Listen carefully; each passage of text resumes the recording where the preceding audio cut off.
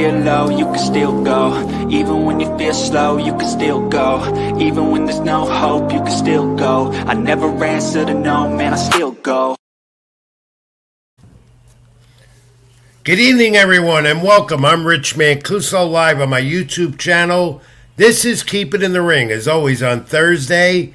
Welcome in, my friends. It's Thursday night, November 20th, 2025. Like, comment, and subscribe to my YouTube channel, Rich Mancuso, at Keep It in the Ring. Facebook Live, also on Facebook, my page, like that. My social media handles at the bottom of the screen, X at Ring786, Facebook.com, Rich Mancuso, on Instagram as well at Mancuso786, and read my content, Latinosports.com and other platforms. And the boxing calendar, as always, scrolled at the bottom of your screen as we come to mid-November or late November and go into the end of the year with a lot of exciting fight action all over the place. And we're going to get to that in a moment in the next hour. And I'll be bringing in, as always, my esteemed colleague and producer here, Tommy D, TD Sports Talk. He'll be joining me in a moment. So let's get this started for this Thursday Night Live edition of Keep It in the Ring. And we have a special guest coming up as well later on in the hour. Well, we're going to have that super card, Ring 4 in Saudi Arabia. We'll run it down Saturday night on the Zone pay-per-view, including Benavidez and Yardy, and we'll get to that. And Jake Paul and Anthony Joshua. Is this a mismatch? Tom and I will analyze that. Ben and Eubanks, is it over after their second fight over the weekend in London? And more. Plus, the wrestling report, and some UFC, and of course AEW Full Gear coming up this weekend, WWE Survivor Series, that picture getting much more clearer as we go into next weekend with WWE Survivor Series San Diego. We want you to like, comment, and as we go along, we'll get to many of those comments as possible here as we keep it in the ring. All right, so we turn our attention to Saturday night, and this is Ring 4. The Turk guy, Eddie Hearn, and a bunch of others put it together again for an exciting card of action. And, you have like 3-4 title fights on this card. The super card in boxing, as they're calling it. And, of course, this leads to the end of the year action with plenty of action going on in boxing in the month of December to end the year. But this one, Benavidez Yardy light heavyweight title on Saturday on the Zone pay-per-view. Haney and Norman for the 147-pound title. Exciting Abdullah Mason against, he's the WBO lightweight title, the vacant title up for grabs there. And Jesse Rodriguez and Martinez, bantamweight unification. And that's that's going to be a barn burner, and we'll talk about that. In December, you're going to have Pitbull Cruz coming up on PBC Amazon Prime against Lamont Roach. And you're going to have Sterling Lara and Jovanovic middleweights. And you're going to have Fulton Forster for Forster's unification, the junior lightweight title. Of course, Ring 5 will come up as well with Inoue, Japan's junior featherweight title defense. Many consider him perhaps the top pound-per-pound fighter today. And Diego Pacheco, the young superstar, 168. The young prospect on the move, on the Zone. That's what's coming up in December, a lot of action. But we're going to look at Saturday as boxing remains healthy despite what the skeptics say. They are fighting to the end, and I mean to the end of the year, to determine who is supreme in the sport. And we get to that part of the matter for Saturday night. Let me bring in my cohort, my colleague, my friend, my producer, Tommy D at TD Sports Talk. Bring him in. We'll talk it up about Saturday night's action in Saudi Arabia on Zone pay-per-view. Tommy D, are you there, my friend? What's going on? There he is, all dressed in yellow tonight, bright. How you doing? I'm all right. I'm doing well. How about yourself? Yeah, well, typical Rich Mancuso all week long since we last met last Thursday. Always in a little controversy and always in a jam. But I'm here. I'm ready to go with you as we continue to go on with Keep It in the Ring tonight. Tom, are you excited about Saturday night? Ring 4 in Saudi Arabia. Exciting. You got some of the top fighters in the sport on the card, including Benavidez and Yardy. Benavidez with the power. Yardy at 34 years of age. Probably not, his last chance to getting any type of opportunity to show what he's all about. Of course, he comes off losses to Kovalov and Benavidez and Benitez. He's got more big fights possibly ahead. He wants to make his statement some more. He's not going to go to cruiserweight. He wins. He could be the big name in boxing. Everyone's talking about that. Yardy is the from Britain looking to become a great at 27-3, 24 knockouts. He's a 10-year pro. He could counterpunch and stay with Benavidez. What are your thoughts on this one? That's the main bout Saturday night. The main event is going to be a great one. I mean, the whole card in general is going to be really good. I'm excited. This may be the card of the year. That's why we titled it. Is it the card of the year? I mean, up and down, you've got, four great fights, and then you got a nice little undercard underneath that. Vito Milanecki's got a tough fight on his hands. I always like watching him. I've watched him fight in person. Up and down, this is a great, great card. Obviously, the big fight that everybody's talking about is not even the main event. It's Brian Norman Jr. defending his WBO welterweight title against, Devin the Dream Haney. And we're going to get to that, but I want more of an analysis from you briefly. How do you see Yardy and Benavidez turning out? I see it going the distance. I see some great punching going on here. Yardy's also got some power and some good footwork. Benavidez, of course, with the power. What do you think is going to be the outcome of this? I think this is going to be a great, great fight. I think Yardy is no slouch. It's like you mentioned before, this could be his last opportunity at getting a world title. He's fell short a couple times before. And I see Benavidez winning this fight with a late stoppage. Usually Yardy, he'll start off great, but the gas tank usually goes out, in the second half of the fight. So I got Benavidez winning probably like 8th, 9th round stoppage in this fight, but an exciting back and forth fight. Don't sleep on Yardy. He's got big power. He can punch. He's hurt guys like Benavidez. He was very close to stopping Kovalev.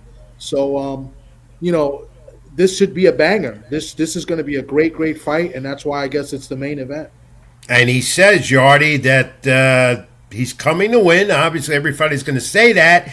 And Benavidez says he's going to do what he always does, and that's finish off another opponent and make him be the man for boxing, the guy that everyone's going to be talking about.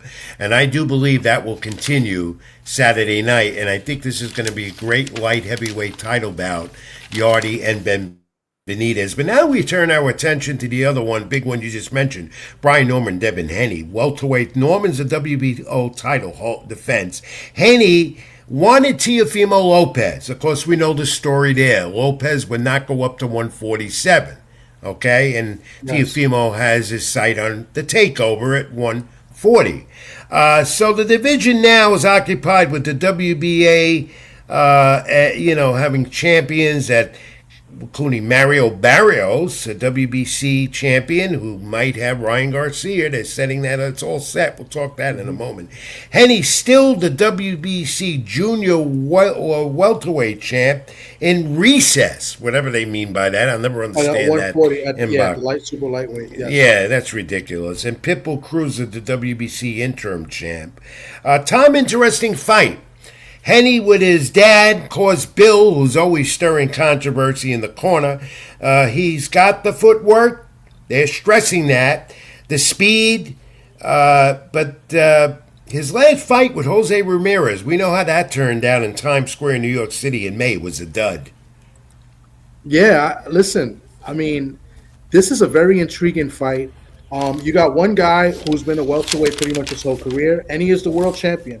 And then you got another guy looking to make history, looking to get another championship in a third division, another weight class, in Devin Haney. I mean, you got experience against, I'm going to call it like this. You got experience against power, right? And, Brian Norman obviously has power, but he doesn't really have the experience. He hasn't really been tested. Devin Haney is say what you want about Bill.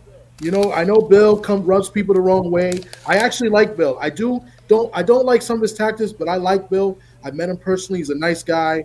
I don't like some of his tactics, but I think he's great for boxing. But say what you want about him, his son is a hell of a fighter, and Yeah. I think experience is going to be the difference in this fight.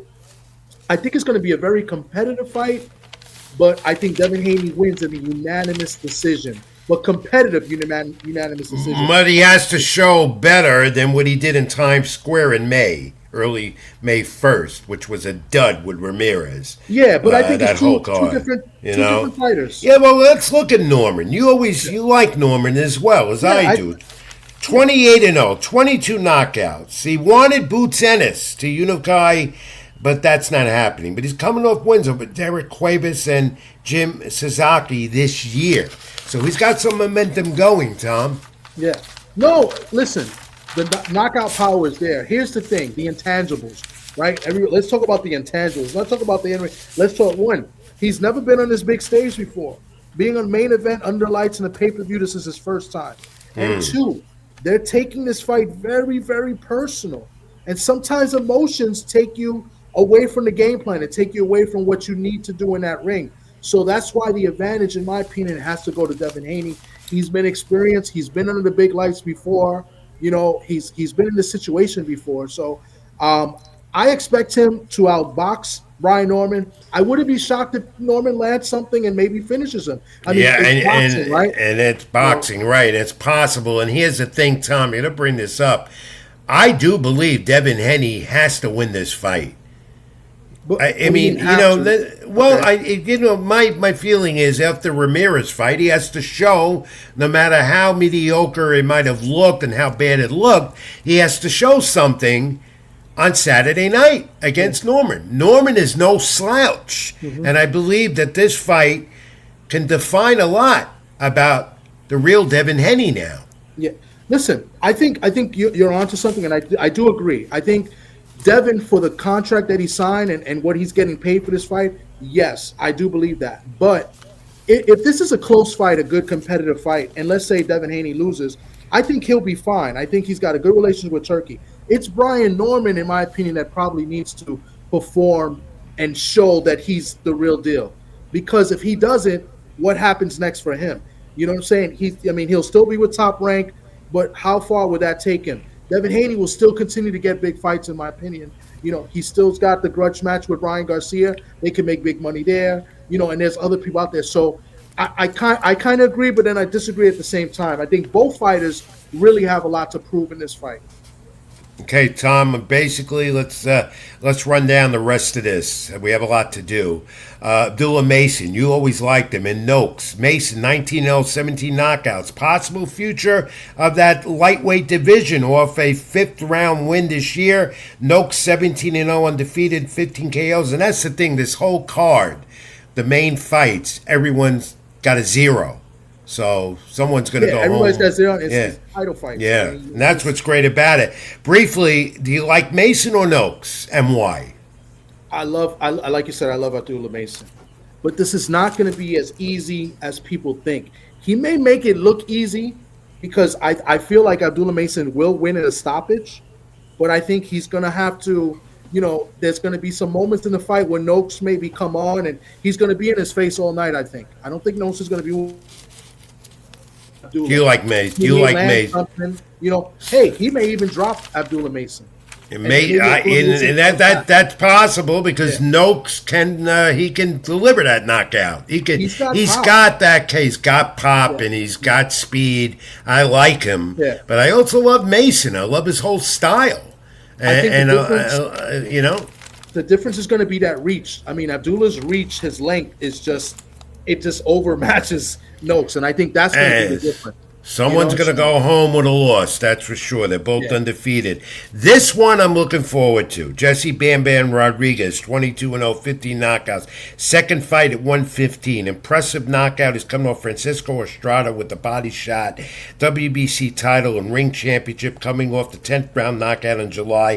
He's adding the WBO title also to that. Martinez with the WBA title holder, not recognized as much as Bam Bam. Both slugged Could this be one of those phone booth type of fights where they're just going toe to toe, punch for punch? I think it could be. I think it's up to Bam. I think it's a good fight, but I think Bam is a far better fighter. I don't think Martinez is as good as advertised. Although I think he's going to come to fight, he's going to come to win. Like a lot of fighters from Argentina, that's what they do. They come to win and they come. But he's not really as big a puncher as people think he may be. I mean, he's got I think 9 knockouts, 18 wins, 9 knockouts. I think he's a big puncher. I think Bam wins this. Maybe there's a moment or two for Martinez, but I think Bam wins as he stops him. I got him stopping him maybe like in the eighth, maybe ninth round. By the way, this entire card on the Zone pay-per-view begins 3 p.m. Eastern, if you're in Eastern time zone. Got to look at the times. Go to the Zone. Go to the Zone Matchroom Boxing page. They give you the exact times of all the ring walks. So it's going to be a long afternoon into night of boxing from Saudi Arabia. All right, Tom, so we look forward to this super card, Ring 4, Saturday night on Zone pay-per-view, title fight after title fight, undefeated records, and so forth, top fighters. The main event, though, the main one, Yardy and Benavidez. And now we go on to what we just saw this past weekend. So, the first loss went to Nigel Benn and Chris Eubank. Conor Benn, right. That was the father. But the father and son, they had their wars, and now the two sons did it eventually out of the first fight. Saturday in the UK, Conor Benn gets his redemption. No animosity as much as the first fight earlier this year. He just had everything going for him. No contest at all. Going back to 147 now, says Ben after this. Ben had Eubanks from the start, 2 knockdowns, and that final round ended it. They embraced afterwards, and that's what was nice to see. But that might have just been a formality because there's still that little animosity going back from their first fight. 119, 107, 116, 110, 118, 108, how the judges had it. Speed, power, and connecting. Ben was saying the whole thing now is over, no more with Eubanks. Eubanks said maybe something new, it was Ben's night. And I don't know where Eubanks goes from here. Conor Benn, though, looking at 147. Tom, briefly, what are your thoughts? I thought this was a good fight, a great performance by Conor Benn. Probably the best I've seen Conor Benn. He showed that he could box a little bit. But, he was against a guy that looked like he was a little bit weight drained. I mean, Eubanks didn't look good from the beginning. I gave him 1 round. I think it was like the 3rd round. I thought he landed something well. And, even that round he might have lost, but that was probably his best round. He just looked very uncomfortable. It could have been the weight, which is weird because the first fight he looked tremendous. But maybe doing it a second time, he's really a super middleweight. Yeah, but as I said, I said last week it wasn't going to be like the first fight. And boy, was I right about that? It was nowhere near it. But he looked drained. Ben looked completely drained. Not Ben, but Eubanks Jr. looked completely drained. And you got to wonder now: does he continue or does he? But he's not. These two are definitely not going to mix it up again. That's it. No, that's it. I think, and for Eubanks' health, he can't do it again. He can't, and it's going to be tough for him because what fights can he get at super middleweight? Right. That's where he's going to be most comfortable. But I don't know if he gets an opportunity at another big fight there. So Conor Benn is going to take the challenge and move down in weight. I think that's a mistake, but. He's a little younger. Tom, what did you think of this, though? Because on social media, Ryan Garcia is being active again, very active. So after the fights, a couple of days later, he had to come out and say this on a tweet. He says, I'm up 2-0 on Eddie Hearn, would make it 3-0, head to the UK to fight you, Conor Benn. Ben and Ryan Garcia had a little tweet war the other day. Yeah, it's pretty funny to see. It'll be, two guys that pop dirty facing against each other if that was to happen, right? Like it'll be the battle of the PEDs. Yeah. But no. But in all seriousness, that's a good fight. I like Conor Benn in that fight. I don't really think much of Ryan Garcia. I really don't. Well, what do you think of this now? Ryan Garcia, and we'll go more. I think we'll go more into this a little later. Ryan Garcia announced yesterday it's official. He's headed to clash with Mario Barrios for the WBC welterweight title. That coming up in February. You know, I have a lot to say about this, but we only have an hour program, and I don't like it. I don't think it's right, and I'm really Suleiman's got to go. The WBC for giving Ryan the opportunity after he said he was going to suspend him or whatever the case may be, then he reinstates him. I think this is a complete joke. I think this is unfair. This guy has not proven anything to get a world title shot.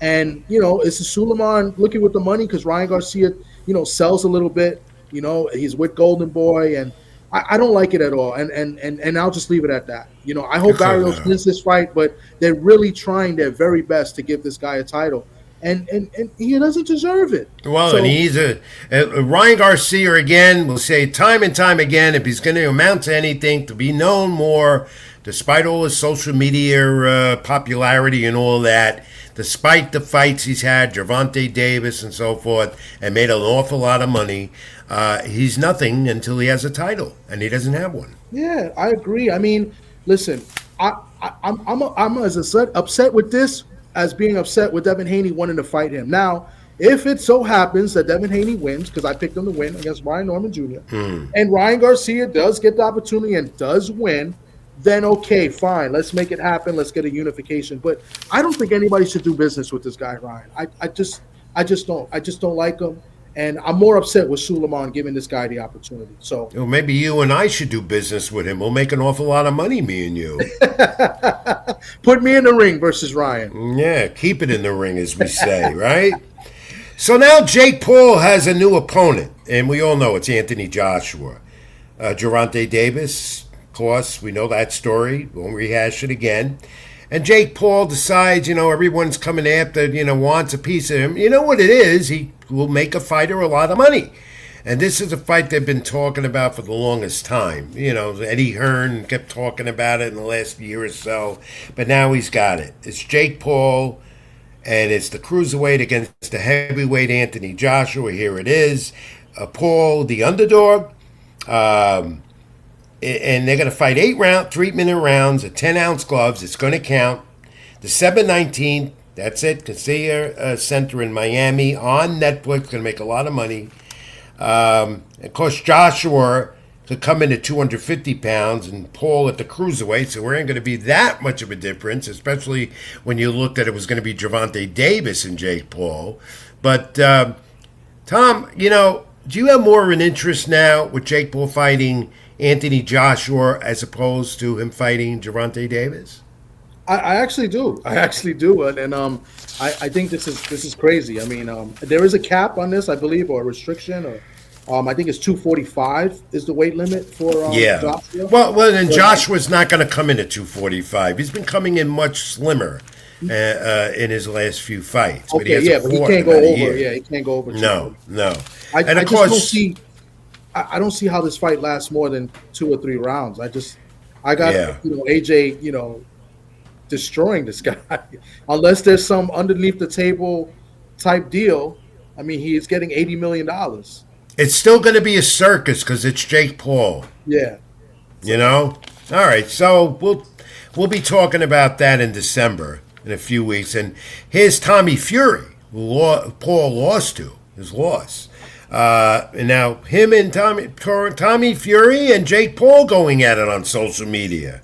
They all do this, every fighter.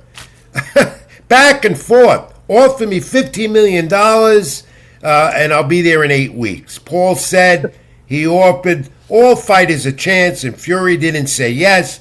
You are not a man, you're a boy. I mean, that's Jake Paul. As much as he does good for the sport, he puts money into gyms and facilities for young people all over the country and in Puerto Rico, and of course the advocate for female boxing, propelling Amanda Serrano. He is the boy. He's the boy because that's what he does.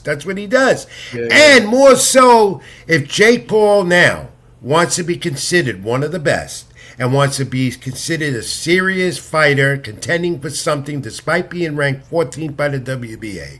Jake Paul will need to win this fight, and many are saying Joshua, as I do believe, will annihilate Jake He should. Paul.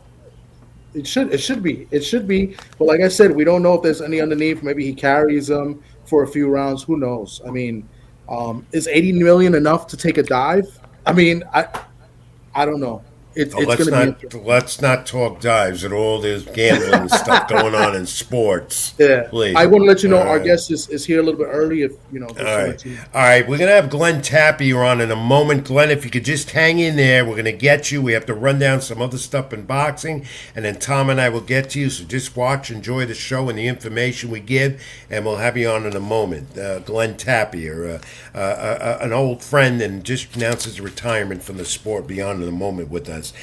Tom, in the meantime, the WBO has said that Alexander Usyk, the heavyweight champ, no longer now undisputed. He has vacated his WBO heavyweight title belt. So here we go again. The heavyweight division, the face of boxing, not unified again. Usyk vacates the WBO, and we'll see where that goes. And the Turk guy out in Saudi Arabia said Saturday that Anthony Joshua would fight in Saudi Arabia in February, followed by a big fight in London in September. My guessing is it's going to finally be Joshua and Tyson Fury in September if Fury says he's coming out of retirement. I expect that to happen, and that would be with Matchroom's Eddie Hearn. He's the promoter of Joshua. Quickly, Tom, your thoughts? Well, as far as Usyk, I'm very surprised at this, but maybe he doesn't want any parts of Wardley because that's who he would have to fight next, and very, very, very shocked in this. But the guys at heavyweight at any division stay, not only unified but undisputed for a little bit because eventually, they relinquish the titles for whatever reason. So I'm not happy with this. No. Because you don't have a unified heavyweight champ again. That's what it is. The face of boxing for so many years. That's what I grew up with. That's what I reported for years. And here we go again. No unified heavyweight champ. And Joseph Parker, still in the heavyweight title mix, denies he tested positive for cocaine in his fight just a few weeks ago with Fabio Wardley, last month, in fact, where he was upset with a chance to fight Usyk. He was up the upset. He couldn't get Usyk now, but now it might be a step back because he's the allegations that he used cocaine prior to his fight with Wardley, where he was tested. We'll see where that goes. And we go more to the heavyweight division again because Richard Torres, this rising prospect heavyweight with Top Rank Boxing, keeps ascending to that top. Undefeated, 13-0, first round knockout over stoppage over the weekend over Thomas Selloff. He broke his nose. First round, it was over. That guy, Richard Torres, undefeated with a lot of power. And Tom, he's one of 8 heavyweights undefeated currently with the champ Usyk and Wardley also. The top ranked show still top ranked without a streaming network as we report as we go towards the end of the year. There are your undefeated heavyweights right now. Richard Torres among them at 13-0. And that's an interesting division. It's still not unified as the face of boxing, Tom. No, and there's some good heavyweights there. My favorite on here. I mean, I like Usyk, but I love Ajit Kabiel. I think he's going to be great. I think he's going to be the guy that might beat Usyk. I like him a lot. He's going to fight an undefeated guy. He is supposed to fight Kanimba, I think, in January, if I'm not mistaken. So you could mark off another undefeated guy at the end of January. Torres is up there. The guy below, I forgot his name. I can't really see it. He's the guy that beat Torres in the Olympics, and he also stopped Torres in the World Games. I think he's a Russian guy. I can't pronounce his name. You know what? I don't. The thing here is I'm not looking forward to really a Joshua Fury fight because that should have happened a few years ago. And if it happens in Saudi Arabia, as the Turk guy says, would be in September. I want to see these young undefeated heavyweights. That's what I want to see, and I want to see what Usyk is going to do to try and become undisputed again. We'll see where that all goes in this heavyweight division. Now, Tom, we continue on the Eubanks card. Jay Catterall, he doesn't go away. Power, he had the power and he stopped Uko Usman in the 11th round. Same controversy as we get in boxing all the time. The drop to the knee was his opponent. The ref said it was no knockdown. Later he was dropped to, again, a barrage of punches. It was over in round 11. But Jake Catterall continues at 32-2-0 with 14 knockouts, Tom. There's always hope, though, for this 32-year-old southpaw Catterall. And discussions are underway. He will fight the winner of the Haney-Norman fight this Saturday in Saudi Arabia. Your thoughts? Interesting. That's interesting. I like Jack Catterall. I think he's a solid guy. I was talking about him on my show last week, and my colleagues and my co-hosts were roasting me, saying that he's not that good, and And they did knock on him is he doesn't throw too many punches each round. Like sometimes he could be inactive in rounds, but he looked really good. And I thought he was gonna. I didn't think he would stop the guy. I thought he was gonna, win easily, and he did. So I like him. I think he's a worthy opponent. I think he's now working with Bozy Ennis now. I think is now. Yes, he is right, So, and he just seems like he doesn't go away. He's a fighter. He stays with it. Even after a loss, he rebounds. And here we go again. Now he's in the picture. He's in the discussion. Norman and Haney, the winner of that. Tom, Top Rank again this past weekend. Rafael Espinosa's fourth title defense by knockout. Retains the WBO featherweight title over... he battered Arnold Kale in 10 rounds. Espinosa is now 28-0, 24 knockouts. The corner stopped this fight. Couldn't come out for the 11th. Have you seen Espinosa fight as much as I have? He's one of those fighters you want to see. He's action-packed. He is, but we want to see him against our guy. I mean, maybe he's not your guy, but he's my guy. And he's been calling him out. And they're both on the same top. They're both with Top Rank. Shushu Carrington has been calling this guy out. Why haven't they got this set up yet? Well, I think Carrington, because he had a setback, comes back in the new year, and then maybe they can get that discussion going with Top Rank. Also needs a streaming network to do that. They don't have one right now. So good point, though, Tom. And our friend Jan Santana, the featherweight from the Dominican Republic over the weekend, victorious, 16-0 now, fifth round TKO. Tom, this young man continues to get better and better at the Dominican Republic. I like him, and of course, I got to admit, I'm a little bit biased because I'm with, I was with the team his last fight here in New York, and I'm good friends with his manager. Shout out to my guy Ricardo Figueroa. This is a good young man. He's promoted by Top Rank and by Miguel Cotto. Miguel Cotto is the one that found him in VR, brought him to Puerto Rico. He trains out in Puerto Rico in Bayamon, and I like him, man. He's out there and straightforward fighter. He's got a good jab too. He can box, but he's a very powerful guy, and he wants to fight. And it was, I like the fact that he called out Shushu Carrington in the last fight in Madison Square Garden. So I'm very high on Jan Santana. He's still a prospect right now, but he's top 10 right now, I believe, in the WBO. Now we'll continue to update on his progress, see what he does next in the new year. And today, Mike Coppicer of The Ring reveals this. Subriel Matias, adverse an adverse finding for PED substance abuse in a VADA test. His WBC junior welterweight title defense versus Dalton Smith now scheduled for January, I think, 11th in New York at Barclays Center. That's in jeopardy. He has 10 days now to request testing for B samples. So here we go again. A guy I thought would never get involved with something like that when I heard that. He tested positive for Ostarine. That's what they're saying, because he's volunteered with the VADA testing, and I'm very shocked and disappointed. I mean, I'm a huge fan of Subriel Matias. So am I. I was looking forward to him again. The B sample is going to be the same, so it doesn't matter. Like it's him and Dalton Smith. Now we got a lot of comments coming in, and we're rushing through all this news that came in the past few days. Bear with us. We'll try and get to it. Finally, before we get to our guests waiting patiently, Edgar Berlanga. Look at Edgar Berlanga. I saw him Saturday at Citi Field. Dominican Republic All-Stars against Puerto Rican All-Stars baseball. Berlanga is a very big baseball fan as well. I'm very proud of Puerto Rico. We know that. So here he is, throwing out the first pitch with his son at Citi Field Saturday. Did pretty well, and, I didn't get the chance to talk to him, and I don't know if Edgar Berlanga really wants to talk to me. But I don't know if Berlanga wants to talk to anyone right now. Yeah, but he spoke to a few of the writers there that cover baseball from DR and Puerto Rico.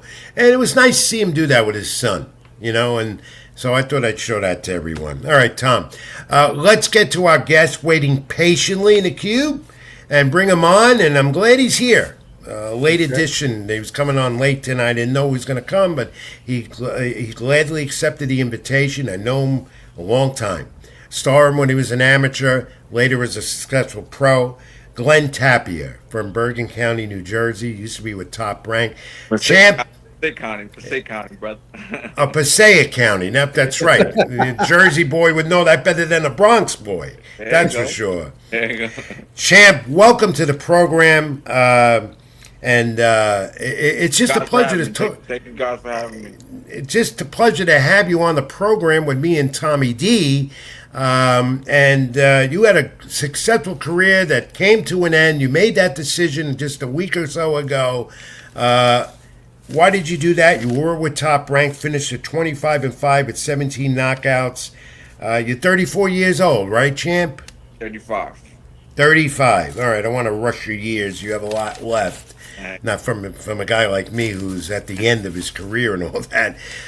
You Champ, you just beginning, brother. Chill, man. Don't talk yeah, about that's what everyone says. And Tom, jump into the discussion. Hey, hold on. I want to say something about the Jake Paul with the. Yeah, we're gonna get to that with you, but go ahead. Okay, well, Go ahead. I think, it's all a skin, it's all entertainment, of course, but I think this is the actual fight with this guy because there's no way that like Joshua gonna if he loses this fight or if he does some bullshit, he gonna miss out on the opportunity with the Fury fight. Yeah. I know. So I there's know. no way you feel me. That this has to be a fight. This is gonna Do be you crazy, but I think he's gonna knock him the hell out. But do you take Jake Paul seriously? with the last fight, he was trying to fight. Well, Gervonta, that was a clown show, of course. Yep. But you got to take him serious, man. First of all, he's is a clown show with him, but he's really trying some things, and he's bringing more attention to boxing. So I don't even know what to think about it. At the end of the day, as a promoter, fight, the more attention to boxing, the more money the fighters get. So it is what it is. I don't really Yeah, care. they're definitely making more money than you made in your career. No disrespect, you made some money, but not like they're doing today. But That's it. everything has gone to this point where streaming networks insert. Glenn Tapia just announced just a few days ago, if I'm not mistaken, you're Yes, sir. retiring from boxing. What made you come to that decision? Why did you do that? God, God, honestly, man, I guess it was, I gave my life to Jesus Christ, last May. I gave my life to Christ last May, and since then I gave my life to Christ about like 8 times. I lost faith, gained faith, lost faith, and it was just that was a battle. But I'm gonna say October something.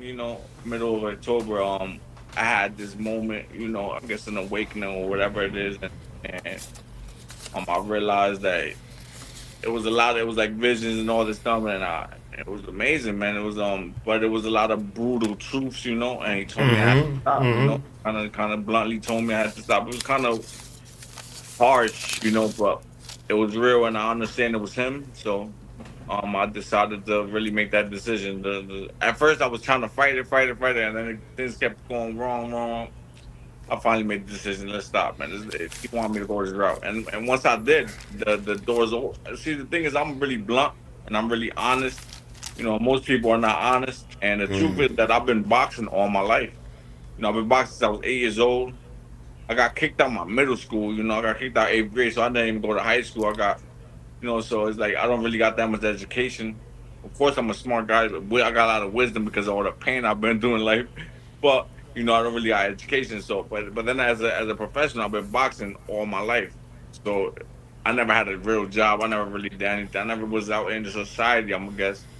And now to retire now as a man, as a grown man, is really like I gotta enter back to society. It's kind of really like it's really crazy. The transition, yeah. Yeah, it's like I gotta be a human. I gotta be a normal. Like and then it's like it's really hard transition, man. Because it's like I feel like a little kid coming into the world. Growing up in the world. Yeah. Now, are you?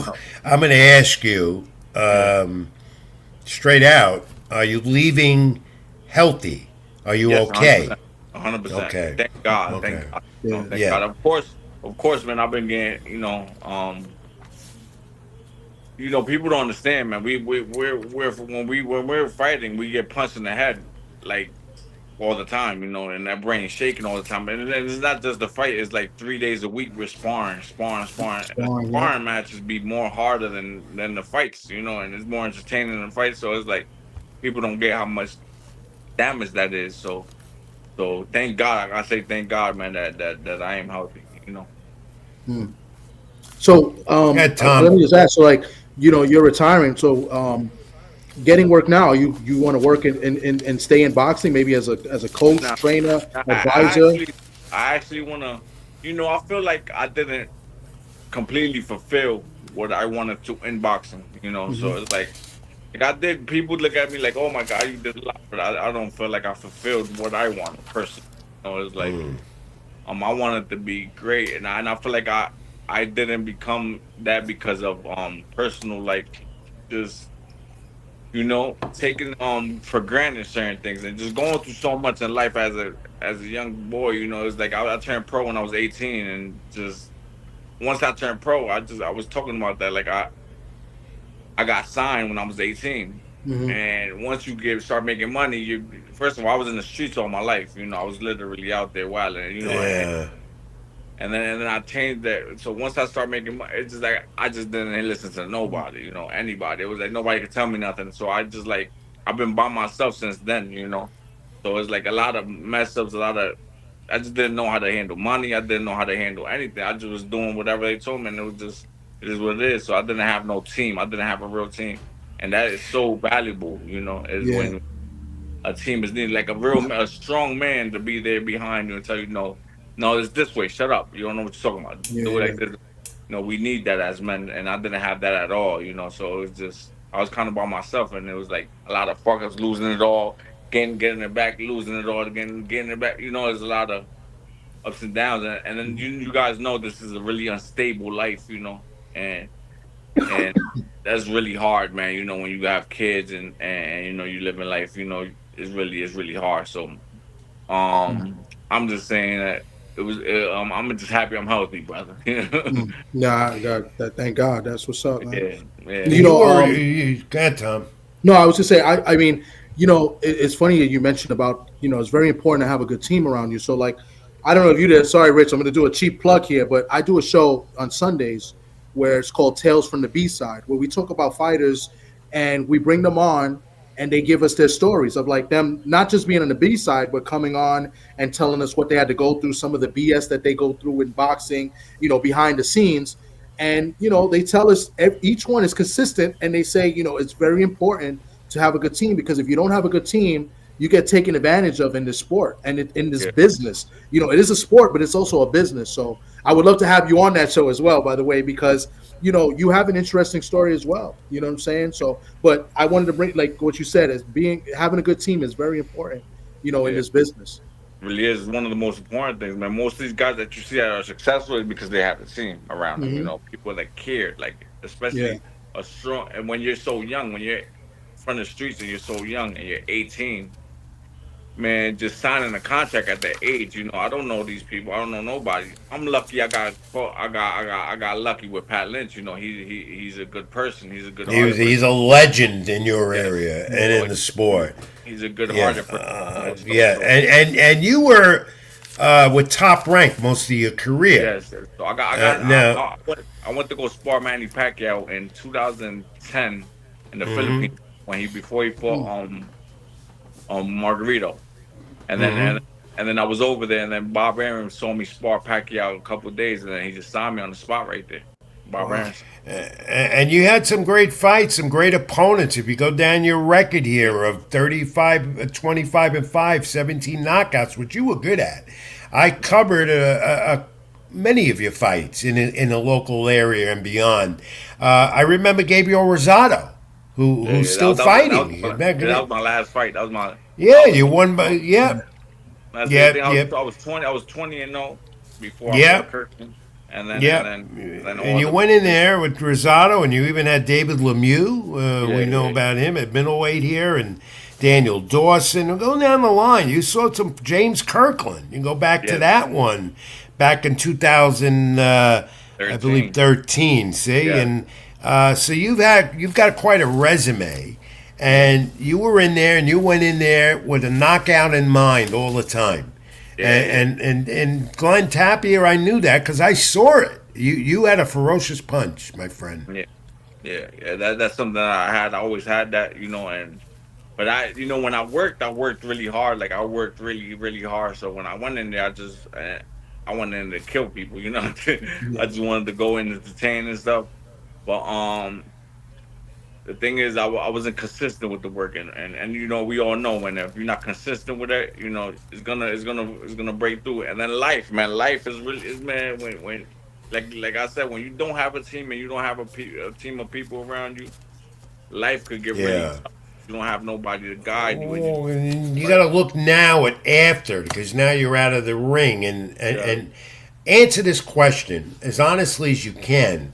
Are right. fighters taken care of once they hang up the gloves for the last time? No, I'm no. And why is that? We have a Muhammad Ali Act that Dana White and them over there with their new league, they want to overturn that act. That's for the safety and protection of the fighters. Why don't you guys who put if it weren't for you and all the others, there'd be no boxing. Okay? Simple as that. We know that. You guys go in there, it's a risk every time you go in the ring. All right? Why are fighters not taken care of when they're done? I mean, if they got at the Hall of Fame, that's another story. That's just the Hall of Fame. Why aren't they taken care of? What have you found out about that? it's just we're literally by ourselves, man. Like we're as a fighter, you're like your own business in a way. It's like so now most of these fighters that we're uneducated. We're from the hood, and we don't really understand anything. So we just sign the contract and we just fight. Whatever the person or the manager tells us to do, we do. So it's like, as a young person, we don't got like, if you don't have a team, a person behind you telling you what to do, we really don't understand anything. So we could get taken advantage a lot of, and it's like money and things. We don't know what we're signing. I don't know what I signed when I was 18. Like I said, luckily I was with Pat Lynch, and I got lucky. You understand? But even then, like I didn't know him. This was strictly business. But like after him knowing me for years, we ended up getting having a good bond. But still, is not. He didn't like me like he loved the son. That he didn't take care of me like he would this son. So it's like, yes, he was a very good person, and thank God I got with him. But we don't know each other. That's just the truth. So it's like there's no way that he could really like me and really love me or really care about me. Like it's life, man. So it's like we don't understand. So we don't have like is- I'm one of the guys that I grew up and I end up having a lot of wisdom. I end up like looking at life differently. But I see a lot of these guys, man, that get taken advantage of and just and they're literally fucked up, man, during this, man. They end up just messed up and nobody cares about them, man. And they're literally like they don't know what to do because now they don't have no help at all. Nobody helps them at all. So now they don't know what to do because they've been boxing all the time. So Yeah. now they're not boxing. And now nobody cares about them. Luckily, like I got a little voice and I'm a little famous. I got into being famous online, a little bit more because of my personality. But a lot of these guys don't got nobody, and so they don't even Yeah. got nobody to go out there and talk to. So now when they do retire and stuff, when nobody talks to them, they're getting one like. They're gonna know, you feel me? Nobody cares, and now Yeah. they don't got nobody to get advice from. I'm What do you lucky. I want to got somebody. do? What champ? What do you want to do now that it's over? Do you want to Um, train? Do you want to go in the gym no, and help any? no, What no, What no. have you? I want to like me personally. I want to I know it sounds crazy, but I want to go completely get out of boxing completely, and I want to become great at something else. And then I'm gonna do that. I'm gonna for sure do that. But then I want to also help children, man. I want to help the kids, man. I want to mentor kids and stuff, because a lot of us we need help, man. And I feel like I could speak to kids a lot, Yeah, Like I this don't is judge them. You did that. That would be great, especially Yeah, coming from an experienced pro like you. What yeah. you've done, the experiences and all that. All credit to you to get that done, and we're here to help you as you seek this new journey now, retiring from the ring. You finally. And Tom, interject again if you have to. Champ, this Glenn Tapia. The state of the sport today is boxing in a good position right now, and what has to be done if not to improve it. Right now, I think it's the best that it's ever been. Really, at the end of the day, think about it. If you think about it, man, how much attention is in boxing right now? Everybody's like YouTuber buzz or boxing. Everybody's boxing more than any other sport. If you think about it, like everybody pays attention to boxing, and it's become cool. Oh, hold on, mama. Hold I on, let me hear. talk. You can bring her in the picture if you want. Come over here real quick. Come over here, Isaac. That's We'd my love. son. That's my son, Isaac. Yeah, we'd love to. We'd love to see him. Go ahead. Come here, Isaac. Your Come here. proud father there, Glenn Bro. Tapia, former middleweight, announces retirement. Say what's up. There you go. What's Hey, up? what's up? Yeah. What's good, champ? Yeah, say you want to show them how you fight? Show them. Show them. That's Hold a on. first on Keep It in the Hold on. Ring. That's a Hold on. Yeah, first. yeah, Fight, that's fight, true. fight, fight. Let's go. There you There go. Future Uh, champ. Future right there. champ. Now, and that's interesting. What if your young boy Yeah. decides I got to put on the gloves and I got to do what Daddy did? Okay. Okay. Is it fine? I'm fine with that. He's already. He already wants to do it. Kind of. He just always punching. He got gloves. He got little gloves. He always Yeah, punching. So he's punching the walls all day. So and he's moving and stuff. So he's only 3 years old. So I can't really stop that. I feel like got the hunger in his soul. yeah, So yeah. what? So what? So you're keeping. I'm sure you have a lot of friends in the sport that you made over the years, Yeah. and I'm sure they were former champions, and maybe some of the current guys that are out there now. Do you have a fighter that you're looking at right now in particular that could be the future of this sport and good for the sport? Future of the sport. Oh man, that's tough. Don't say I like, Jake Paul. nah, nah, definitely not. Gervonta's the future. Definitely, he's the most talented one right Even what now. he's been going through, Javante, Yeah, through all yeah, the his life, domestic man. violence, do you His think life. Javante Davis will rebound after all this? Look at Mike Tyson, man. Come on, stop. Yeah, good It is. point. It is Tom, what it that's a is. very good point. That, We that is never a good brought point. that up. I want to follow up. I want to follow up because to your question about the way the sport is. You're Dominican, correct? Yes, sir. How do you feel about the Dominicans now that are fighting? There's some really there's more talented Dominican fighters I think now than it was, and they're getting good spotlight, good getting paid. So like we just mentioned, Jan Santana, who I really like. You got Rohan Polanco, De Los Santos. I mean, Yeah, the you got Dominicans, some but the good thing is Dominicans that out there. there's always been Dominicans behind the scenes, really, but they just don't get shine because the truth is Dominicans don't really support boxers like that, man. If we was to be back him up, like like the Puerto Ricans back him up, it'd be Yeah, crazy, or like Mexicans back him up, it'd be crazy. But I always knew that Dominican, I can't go that route because it's just they don't support us. yeah. No, Yeah, you're right. But I think now, in the last 5 years, there's been more yeah, Dominicans showing up in the garden supporting the guys. I mean, Rohan Polanco got a big, big following.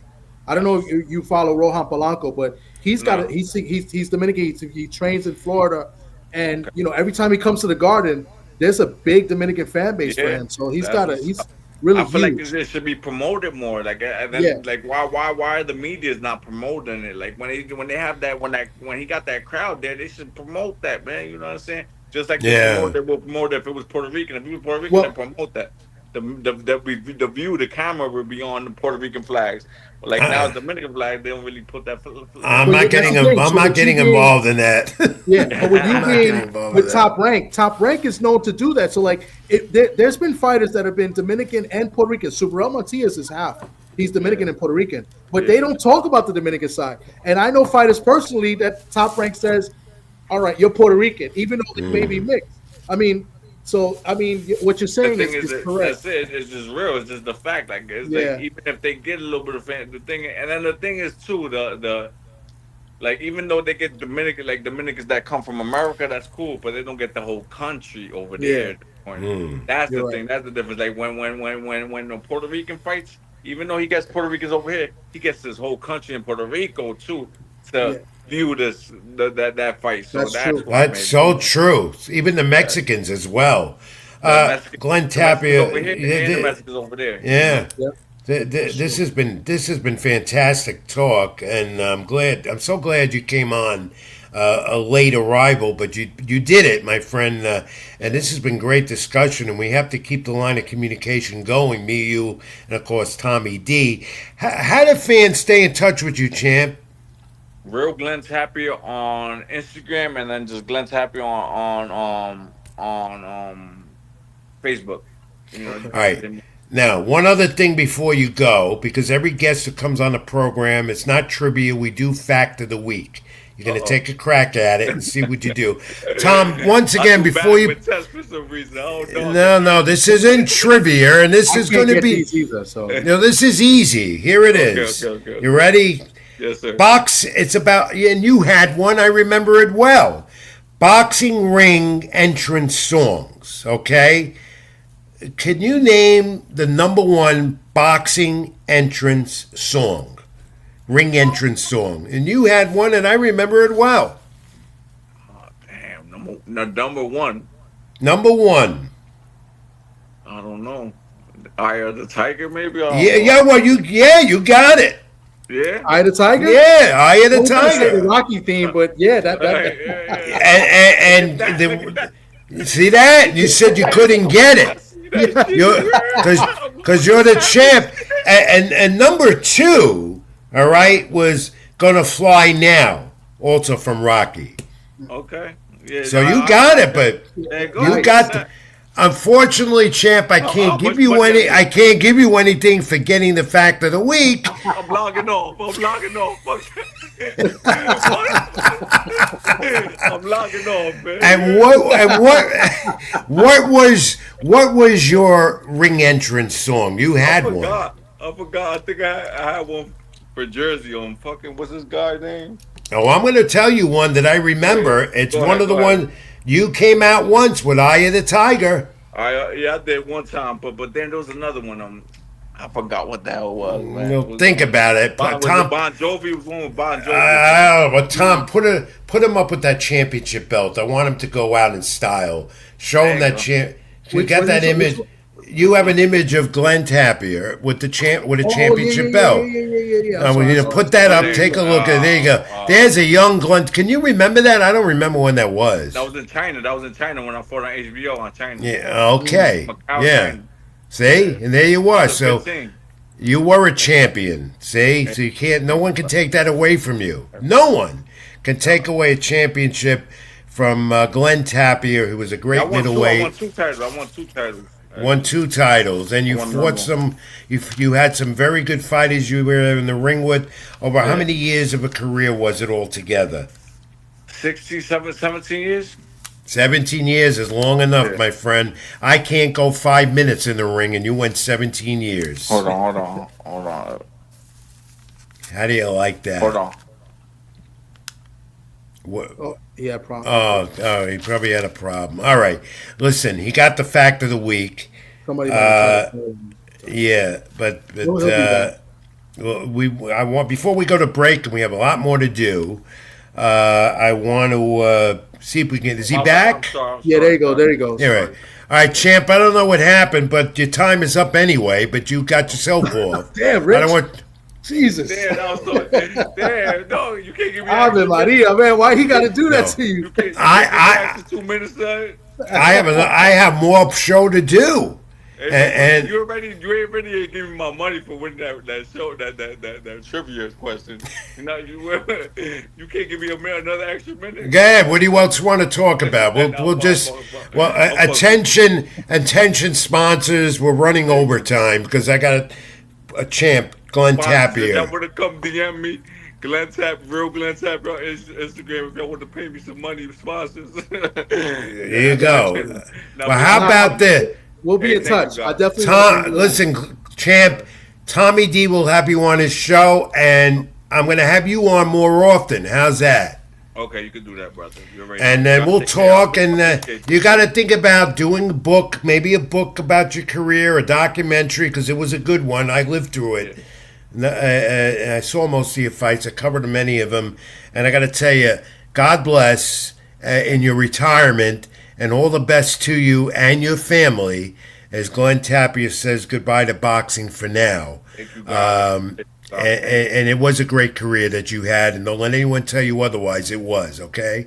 Thank you, brother. Thank you. All right. Appreciate And that. keep it in the ring, and I'll be in touch with you. We will talk when the show goes off. I'm going to send you a quick text, All right. You okay? guys take And care. All right. You guys take care, guys. keep All it in right, the bro. You too. ring. All Thank right. you. Tom, he was great. And I'm glad Yeah, he came in as yeah. a late addition. He got the fact of the week, too. He had a And great career. I mean, he was fun to he watch. did. I He mean, he did. was in He a lot of was. firefights. I I tell you that covered a much. lot of his Yeah. amateur fights, and then he became a pro with Top Rank, and I saw a lot of him.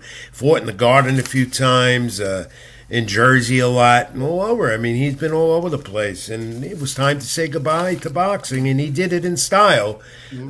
But I think he's going to be an asset to the many youngsters coming into the sport who want a career, and he'll give them the right advice. You need more like him. He's Yeah. got a lot of old school in him as well. Need more like him. All right. Thanks again to the champ, Glenn Tapia. Tommy D and I, Rich Mancuso, back more for Keep It in the Ring. The pro wrestling coming up. Nostalgia. We got a lot more to go here. Like, comment, subscribe to my YouTube channel, Rich Mancuso. Facebook page live. Like that page. Social media, Ring786 at X and Twitter and whatever. Whatever. I'm Rich Mancuso. That's Tommy D, TD Sports Talk. Keep it in the ring. Back in a moment, live on my YouTube channel. Stay with us for this after this brief time out.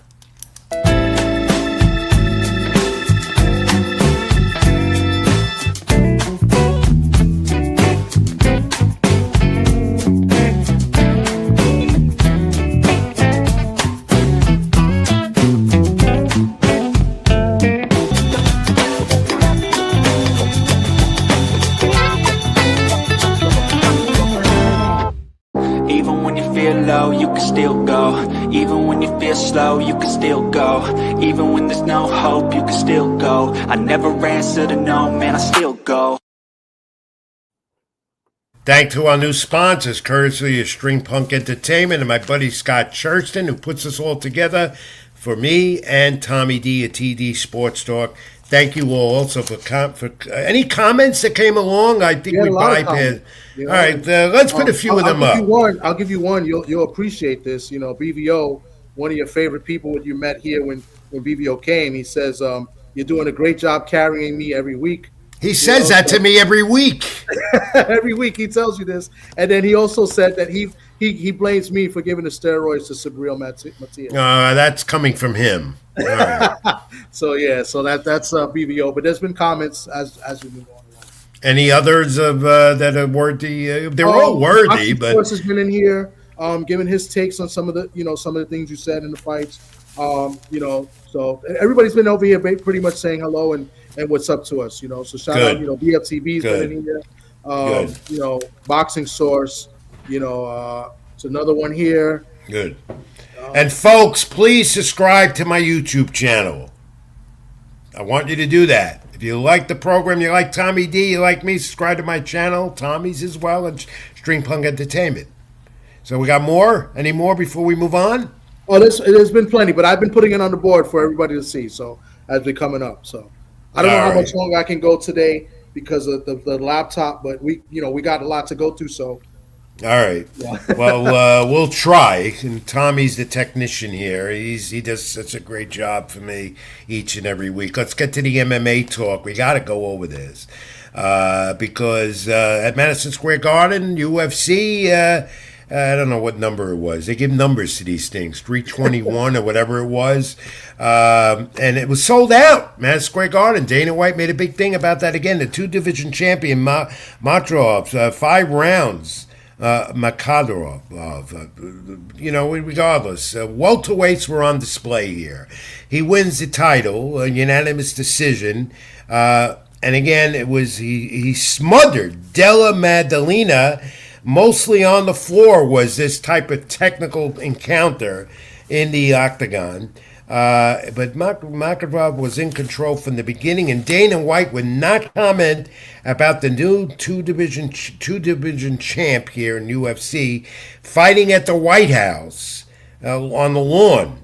Put that photo of Dana White up because he's always with the media afterwards and gets a ton of information and gets very, very, you got to be careful how you approach him. UFC event at the White House in the July 4th holiday. And I don't know, Conor McGregor rumored to be on that one also. But this time again at UFC in Madison Square Garden, over 20,000. They're popular. We don't talk UFC enough on the program because we keep it in the ring, not the octagon. But you got to admit, Tom, UFC is really, really popular. I mean, people like it. I personally am not a big UFC guy. I'll watch it if there's nothing else to watch.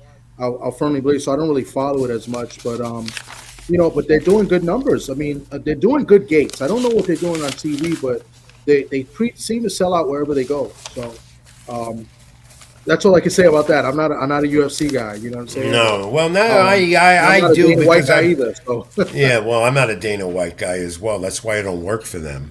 But you got to admit they do really well. And again, 20,000 at the Garden. It was buzzing. I had new people that were there.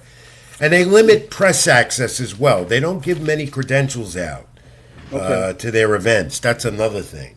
So, and that's not good. They should, but they don't, especially in a market like New York. But anyway, let's get to the pro wrestling, Tom. A lot of that, including this weekend, Saturday, payperview.com and Max. It's pay-per-view. It's AEW Full Gear, Prudential Center, Newark, New Jersey. And quite a card lined up again for Tony Khan and AEW. Hangman Page versus Samoa Joe. We don't have to see that again for the world title. That's coming up. Chris Statlander, Mercedes Moné for the women's title. And she's looking for another title, Moné. She's got like 13 of them. Brody King Bandito versus FTR for the tag titles. That's a $200,000 tag match. Will be on the pre-show and to crown the inaugural NIL champ, they call it, or a national champion. $1 million prize if the Young Bucks lose. Win, rather.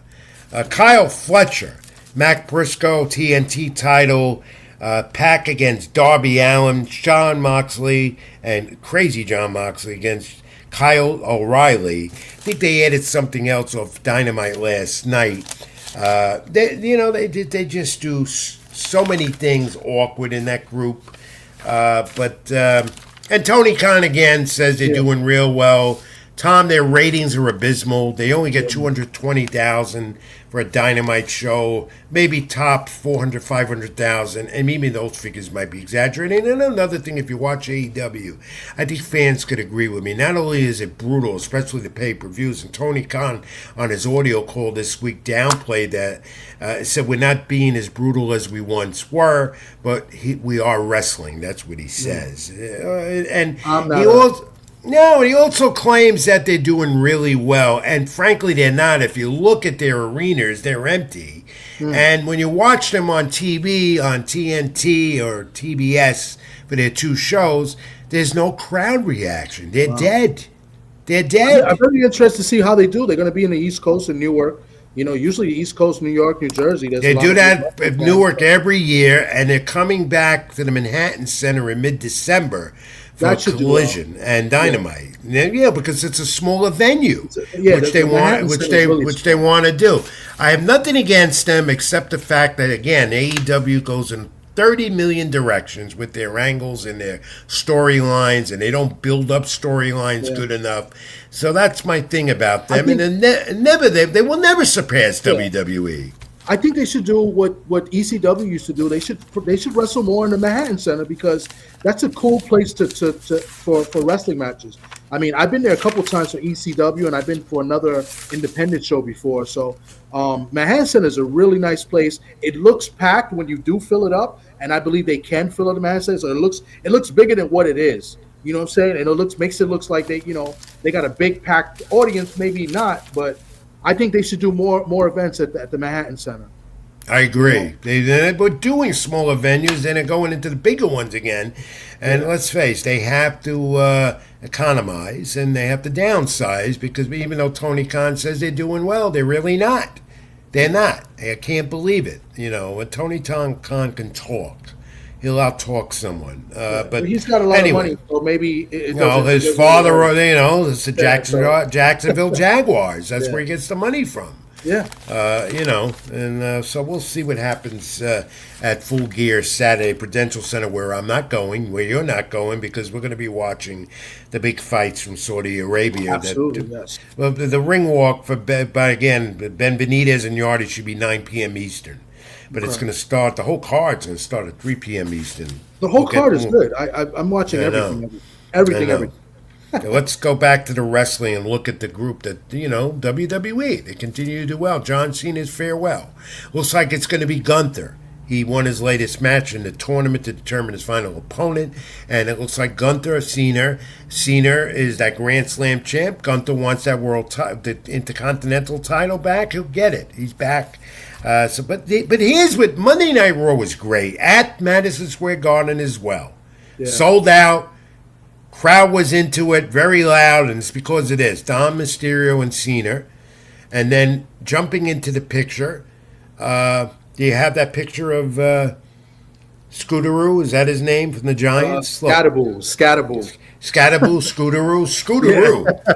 For the Giants, and a Giant, couple of the others were there. And I think one of the another Giant player who's in controversy, but a team that's losing.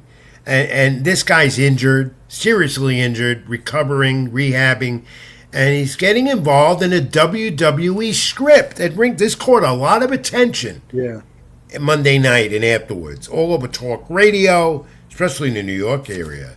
Yeah, because he took a bump. What would have happened if Mysterio pushed and shoved him like that, and he fell down? And I was very shocked. It's very stupid. Now. Yeah. Scoobaroo or Scooteroo, whatever his name is. Scataboo. Well, Scat. Right.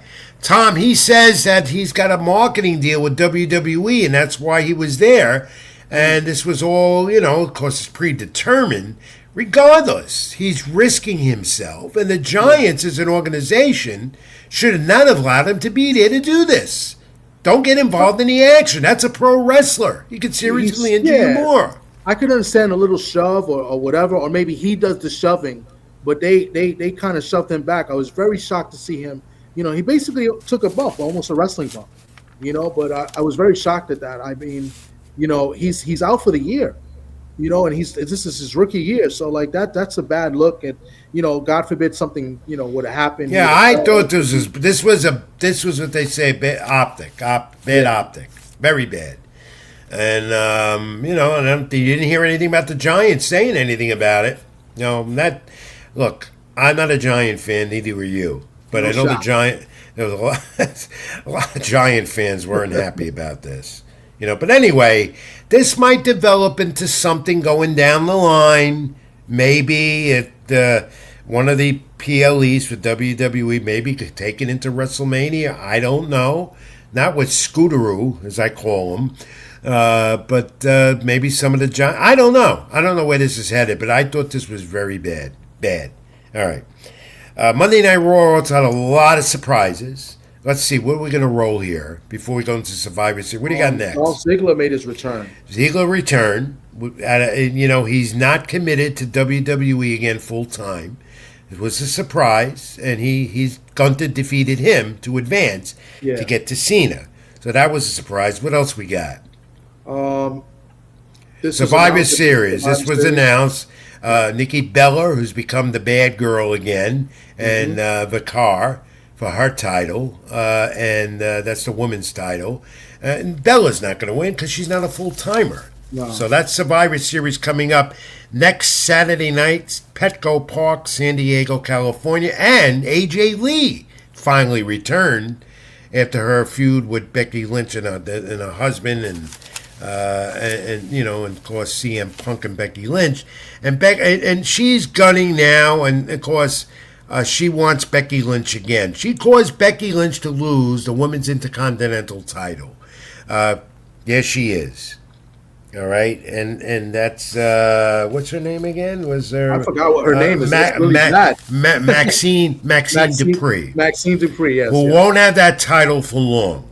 As I've heard and has been explained, this was to set up more. And it's Yeah, just going to be a very brief title reign for her because Becky Lynch is in the picture more. yeah. Becky Lynch was very upset. We had a video, we're not showing it, where, it was all over social media. She's ranting and raving. She's heading to her attorney's office. She's appealing all this, and they'll probably have a rematch. And she'll get the title back. But that was a surprise, that her getting the title. All right, what do we got next? That's it for the wrestling segment. I I'm believe. going to talk. We went, Cena. Yeah, we did Cena. And Yeah, Dom. we did that, but I thought even the return, Brock Lesnar coming Yeah, into we didn't have play a at the picture. end, Yeah, Brock Lesnar right? came. Because the Survivor Series men's War Games match is set, It's set and now, and now you're gonna have Cody Rhodes, Jay, and Jimmy Uso, CM Punk, and Roman Reigns, and they're gonna go against the other team, that we have. Braun Breaker, Bronson Reed, Braun, Breaker, Logan Paul, the other Logan Paul Paul, brother, Brock, and and, who and Lesnar. Paul Heyman, the Oracle, has developed quite a team without Seth Rollins. So, look, the Survivor Series looks like it's going to be a great one. You got a good War Games men's match and a good women's match as well, Yeah. including Bliss and Charlotte Flair on one team. It looked like they were going to split, but maybe they'll split during that match. They might, I like yeah. that. I like that whole concept, though. It looks like it's going to be a good Survivor Series coming up in the next week, Tom. And WWE continues to be the, they're the ones we talk about because they do their storylines the way they are, and they get criticized for a lot of things. Triple H is holding his own as creative head. And they keep doing it, and they keep making money, and they keep charging fans a lot of money. They got like 3 different platforms. Yeah. And It's Saturday, even Saturday main event on Peacock, and even NXT was at the Garden in the theater. Yeah. The next night. So and Ricky Starks, I wanted to see him. I've interviewed him once, and I wanted to see him because he's probably going to get to the big roster real soon. So. Tom, that's the wrestling report. There's a lot of rumors and a lot of things that are going on. Randy Orton's going to be more active. Guys are coming off the injured list, off the shelf. WWE is at full strength, no doubt about it, heading into Survivor Series. But that Scooteroo, Oh man. and we'll recap. We'll go over the show more in detail. We're not going to be on next week with Thanksgiving, but we might do some YouTube shorts. But yeah, it looks like it's going to be an interesting Survivor Series. Any final thoughts on the wrestling, Tom? No, I mean I'm looking forward to Survivor Series. I think it's going to be a really good one. War Games. I always a fan of War Games. I like the setup that they do. I'm glad WWE kind of took over and kept that tradition that WCW started. So looking forward to War Games. I think they're going to have a traditional Survivor Series match as well with Sikoa, with Solo and the tag teams. I think they're going to have a traditional Survivor Series match too, which is pretty cool. When you get pinned, you leave. The elimination style.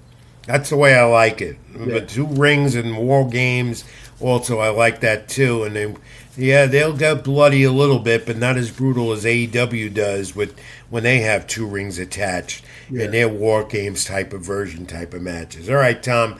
That's the wrestling report this week on Keep It in Ring. Like, comment, subscribe to my channel on Tommy D Sports Talk, Spring Punk Entertainment. Like the Facebook page as well, and social media handles I have at the bottom of the screen, and that boxing calendar as well as we get into the end of the year coming soon with a lot of exciting fights. Tom, one final break. Come back with nostalgia and a few other things. We'll do that.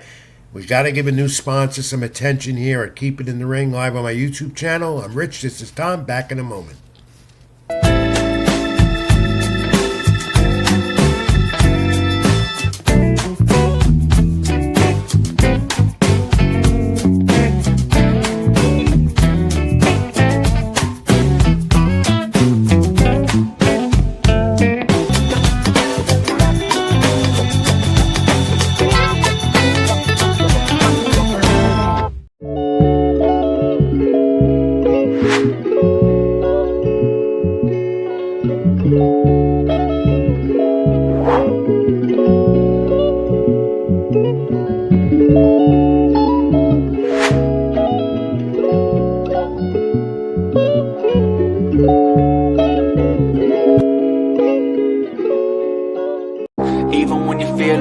can still go. Even when you feel slow, you can still go.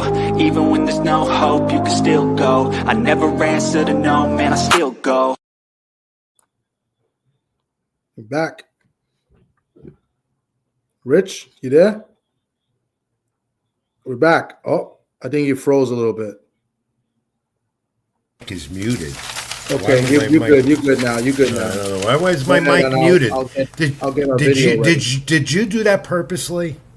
No, I didn't. I come on, man. I'm a professional. No, I had everything set up. I told you. Well, you know, if that continues, I might become the new Scudero against you. I'm setting up the video now. So. All right, but yeah, we're gonna go to nostalgia. And by the way, what happened to the pizza commercial? Every time I watch it, I get hungry. I miss it. You know, Scott said we got to play the new sponsor, so I didn't do the pizza one this week. All right, when we get the pizza shop on when we come on again live. All right. I want the pizza shop. You got it. Everyone knows I love pizza.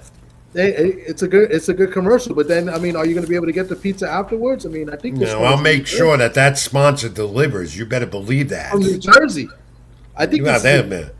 I don't care. Let them do it through DoorDash. I don't care. Oh man! Oh my God! Free plug for DoorDash. Good job, Rich.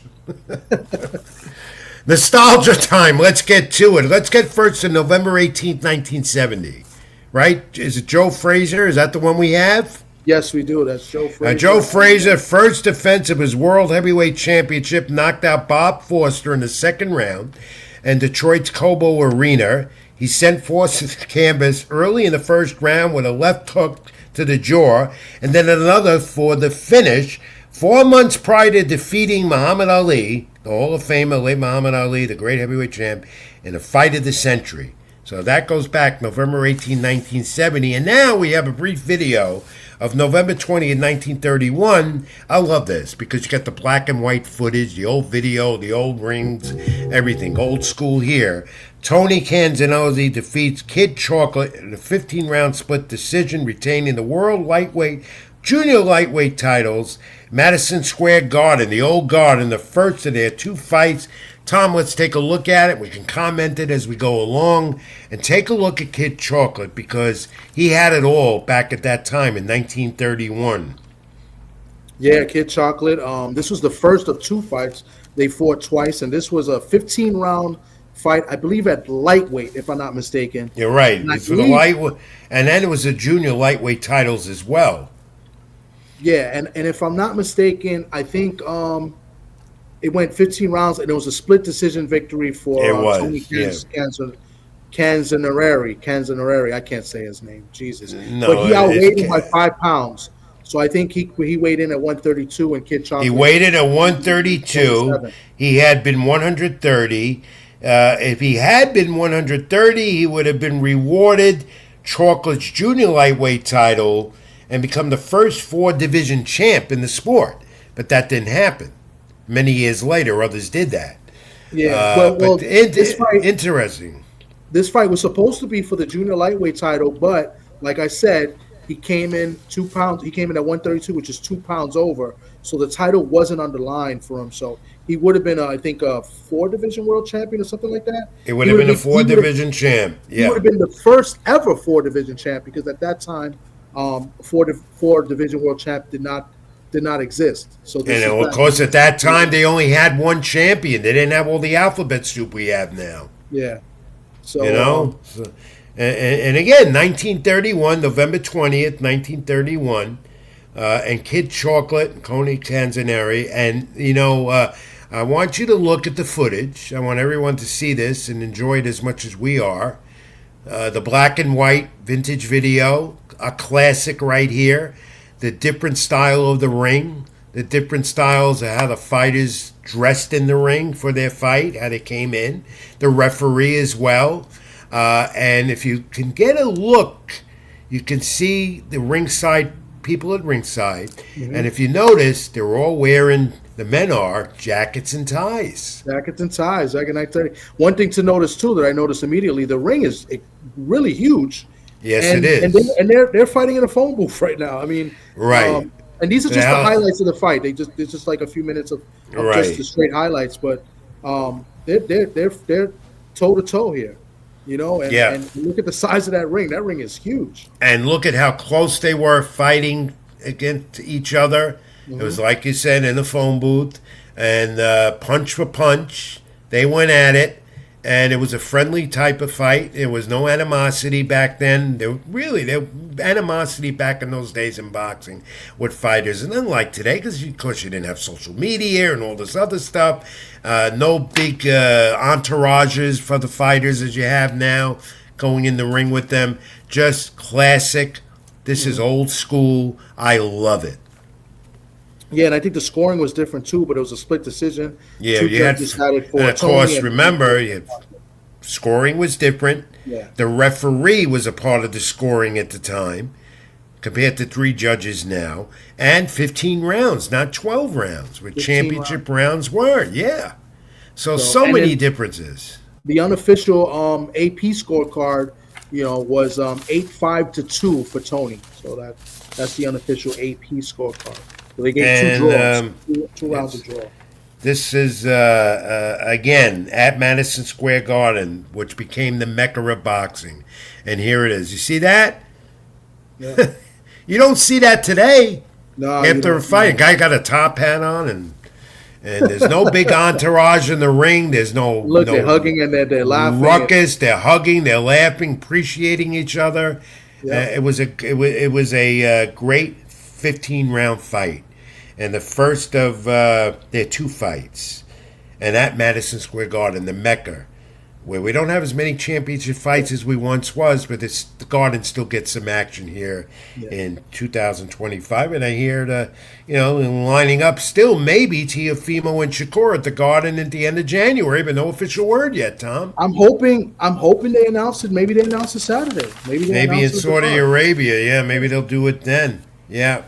Great stuff, Tom. Thanks for loading that up. Nostalgia for the week. And so let's wrap up the program with a couple of notes here and take a look at this. My friend Ricky Ricardo, who WFAN Radio New York, Yankee Spanish language announcer, and the Eagles announcer on WIP in Spanish Espanol, also does talk shows on both stations in New York. Very close to his mother. And I kept in touch with him all through the season and even afterwards about his mom. He knew it was inevitable that she would pass away. And he very much loved his mom, and you could see it. He tweeted out to his fans how much she loved the Yankees and the Eagles as much as her son did Ricky Ricardo.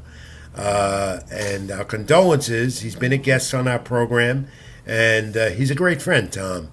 So I wanted to put that up, and again, condolences to Ricky Ricardo and his family on the passing to his mom. Okay, and this note before we put final things up that I have, I saw this, and this was interesting. 57-year-old Charlie Lagrasso, 57 years old. He's 3-0, the oldest fighter in New England history.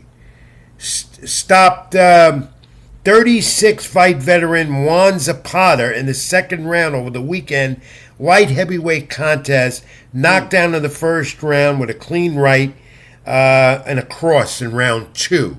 And this guy, 57 years old, says he's going to continue. He might be the oldest fighter on record next to Oliver McCall, who's doing some boxing down in Tennessee, continues. But he's the oldest fighter in New England history. It's quite an accomplishment. I don't have any footage of it or any images of it, but I'd love to talk to him and say, how can a guy like me get back in the ring, which I know will never happen, though.